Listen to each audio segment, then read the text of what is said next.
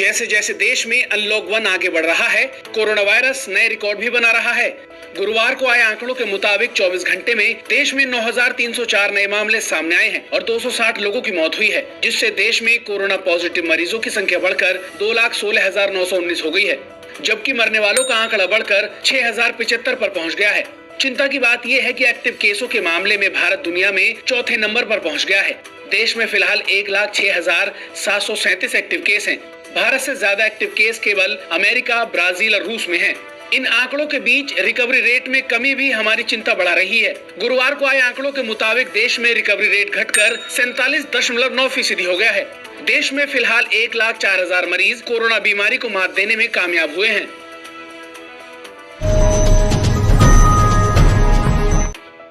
भगोड़े शराब कारोबारी विजय माल्या के तुरंत भारत लाए जाने की खबरों का लंदन स्थित भारतीय उच्चायोग ने खंडन किया है।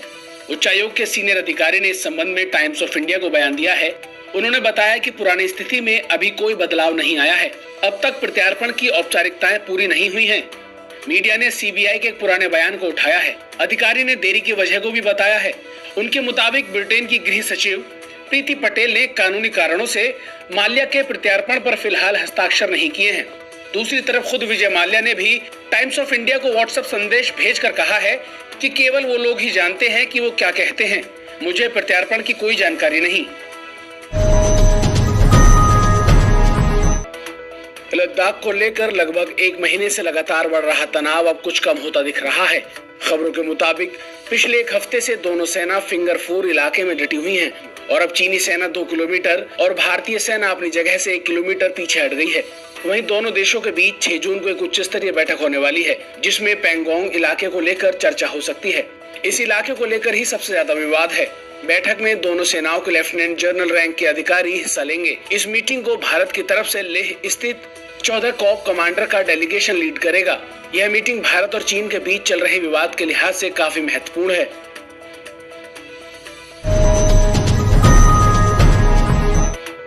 कोरोना संकट और लंबे वक्त से लगे लॉकडाउन की वजह से बढ़ी बेरोजगारी को देखते हुए दिल्ली हाई कोर्ट ने केंद्र और दिल्ली सरकार को आदेश दिया है। कोर्ट ने कहा है कि केंद्र और राज्य सरकार सुनिश्चित करें कि राजधानी में कोई भूखा न रहे। इसके लिए जन कल्याण योजनाओं की समय सीमा बढ़ाने के आदेश दिए गए हैं। कोर्ट ने कहा कि जो योजनाएं लॉकडाउन के दौरान शुरू की गई हैं, उसे बाद में भी जारी रखा जाए। इसके अलावा कोर्ट ने निर्देश दिया कि इन योजनाओं का लाभ सिर्फ राशन कार्ड धारकों को ही नहीं, बल्कि आधार और वोटर आईडी कार्ड धारकों को भी मिले। इस पर दिल्ली सरकार की तरफ से बताया गया है कि अनाज वितरण में राशन कार्ड धारकों और बिना कार्ड वालों के बीच कोई भेदभाव नहीं किया जा रहा है। दरअसल एक एनजीओ ने याचिका दाखिल कर आरोप लगाया था कि कोरोना वायरस राहत किट का लाभ बिना राशन कार्ड के नहीं दिया जा रहा है।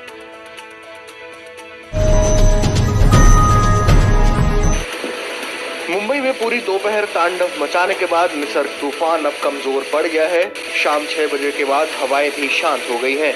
आईएमडी डीजी ने कहा है कि ये चक्रवात मुंबई की परिधि से अब गुजर चुका है, जिससे मुंबई पर पड़ने वाले इसके प्रभाव में जाहिर तौर पर कमी आएगी और इसका दबाव कम होगा।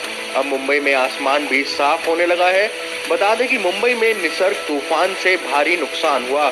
कई जगहों पर पेड़ गिर गए, नालों में बाढ़ आ गई, कई घर भी क्षतिग्रस्त हुए। बिजली के खंभे उखड़ने से कई इलाकों में बिजली गुल है और संपर्क साधने में भी खासी दिक्कतों का सामना करना पड़ रहा है।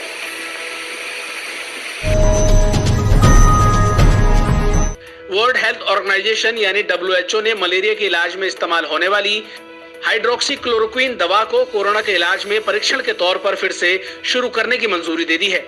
WHO के चीफ डॉक्टर टेड्रोस ने बुधवार को कहा कि हाइड्रोक्सीक्लोरोक्विन के क्लिनिकल परीक्षण फिर से शुरू होंगे। इससे पहले संगठन ने इस दवा को खतरनाक बताते हुए इसके परीक्षण पर रोक लगा दी थी। बता दें कि अमेरिकी राष्ट्रपति ट्रंप ने कोरोना के इलाज में इस दवा के इस्तेमाल पर जोर दिया था और भारत से इसकी मांग की थी, जिसके बाद दुनिया भर में इसकी मांग बढ़ गई थी।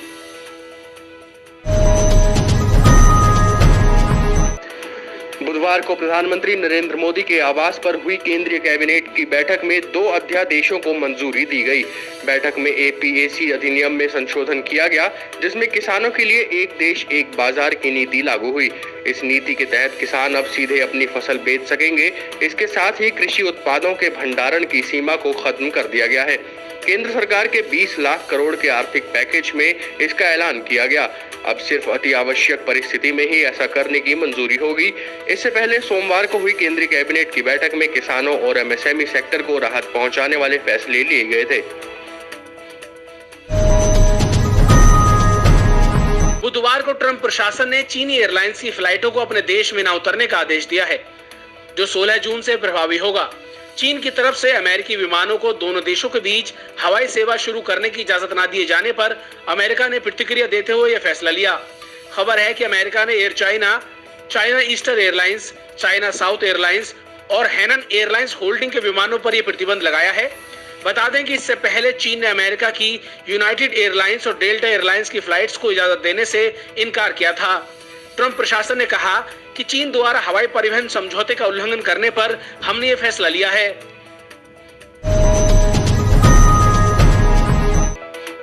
टीम इंडिया के कप्तान विराट कोहली ने भी केरल के मल्लपुरम जिले में हुई गर्भवती हथनी की मौत पर गुस्सा और अफसोस जताया है। कोहली ने सोशल मीडिया पर हथनी और उसके बच्चे का एक कार्टून पोस्ट कर घटना को निंदनीय करार दिया। भारतीय कप्तान ने ट्वीट किया कि केरल में जो कुछ हुआ उसके बारे में सुनकर बहुत आहत हूँ। हमें जानवरों के साथ प्यार से पेश आना चाहिए और उनके खिलाफ ऐसी कायराना हरकतें बंद होनी चाहिए। खबरों के मुताबिक भूख के मारे इधर उधर भटक रही गर्भवती हथनी जब एक रिहायशी इलाके में पहुंची तो लोगों ने उसे पटाखों से भरा अनानास खिला दिया, जिससे हथनी के मुंह में जख्म भर आए और उसके पेट में तेज दर्द होने लगा।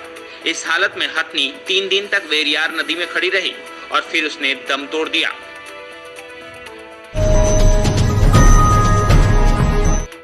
भारत समेत पूरी दुनिया में कोरोना वायरस के मामले बेहद तेजी से बढ़ रहे हैं।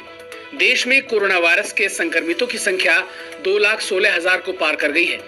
केंद्रीय स्वास्थ्य मंत्रालय के ताजा आंकड़ों के मुताबिक गुरुवार सुबह 8 बजे तक देश में कोरोना पॉजिटिव मामलों की कुल संख्या 2,16,919 हो गई।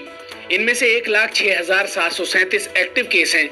हालांकि ठीक होने वालों का आंकड़ा बढ़कर 1,04,107 हो गया है, जबकि इस बीमारी के कारण 6,075 लोग अपनी जान गंवा चुके हैं। तो वहीं दुनिया भर में कोरोना पॉजिटिव केसों की संख्या बढ़कर 65,73,500 को पार कर गई है, जबकि इस महामारी ने 3,88,041 लोगों की जान ले ली है। हालांकि अब तक पूरी दुनिया में 31,70,505 लोग कोरोना से रिकवर होकर घर भी लौट गए हैं। बुधवार को गुजरात के भरूच जिले के इंडस्ट्रियल एरिया की एक फैक्ट्री में विस्फोट हुआ, जिसे 5 मजदूरों की मौत और करीब 40 से ज्यादा की गंभीर रूप से घायल होने की खबर है। यशस्वी रसायन प्राइवेट लिमिटेड फैक्ट्री में हुए विस्फोट के कारणों का फिलहाल खुलासा नहीं हुआ है। ये फैक्ट्री दहेज इंडस्ट्रियल स्टेट में है। चश्मदीदों की माने तो फैक्ट्री में हुआ धमाका इतना तेज था कि इसकी गूंज कई किलोमीटर दूर तक सुनाई दी। हालांकि विस्फोट की सूचना मिलते ही अग्निशमन की गाड़ियों ने मौके पर पहुंचकर आग पर काबू पा लिया।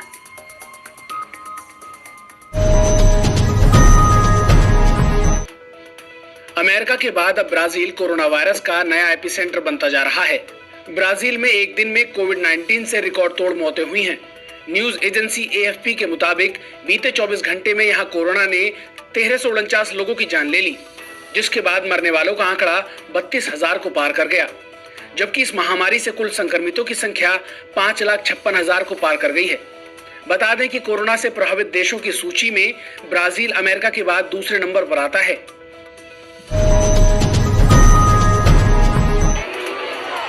अमेरिका के वॉशिंगटन डीसी में भारतीय दूतावास के बाहर लगी महात्मा गांधी की प्रतिमा क्षतिग्रस्त हो गई है। बताया जा रहा है कि यहां चल रहे हिंसक प्रदर्शनों के दौरान कुछ अराजक तत्वों ने ऐसा किया। सूत्रों के हवाले से एएनआई को मिली जानकारी के मुताबिक यूनाइटेड स्टेट्स पाक पुलिस ने इस मामले में एक जांच शुरू कर दी है।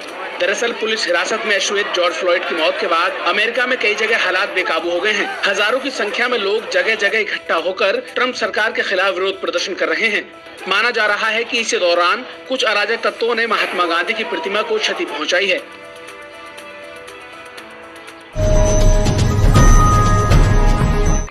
विश्व साइकिल दिवस के मौके पर देश की मशहूर साइकिल कंपनी एटलस ने अपना कारखाना बंद करने का ऐलान किया है। कंपनी ने गाजियाबाद के साहिबाबाद में स्थित अपनी सबसे बड़ी फैक्ट्री को अनिश्चित काल के लिए बंद कर दिया है। बुधवार को कंपनी के मैनेजमेंट की तरफ से नोटिस जारी कर कर्मचारियों को इसकी जानकारी दी गई और फैक्ट्री के 1,000 से ज्यादा कर्मचारियों को ले ऑफ कर दिया गया। कंपनी की तरफ से जारी नोटिस में कहा गया है कि पिछले कई सालों से भारी आर्थिक संकट से गुजर रही कंपनी के पास अब फैक्ट्री चलाने के लिए पैसा नहीं है, जिसके चलते प्रोडक्शन को बंद करने का फैसला किया गया है। नोटिस में कर्मचारियों से कहा गया है कि साप्ताहिक अवकाश छोड़कर सभी दिन अपने समय पर आकर कंपनी के गेट पर हाजिरी लगाएं, जिससे वह कंपनी बंद होने पर वेतन पाने के हकदार हो सकें।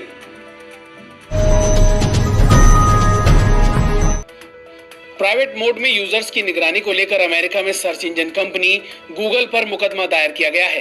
दावा किया गया है कि गूगल अवैध रूप से यूजर्स के डेटा और वेब एक्टिविटी को ट्रैक करता है।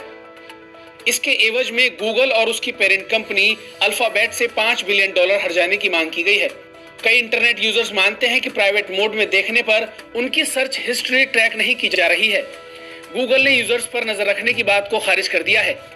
कंपनी का कहना है कि वे प्राइवेट मोड से डाटा कलेक्ट करने को लेकर बेहद ईमानदार है।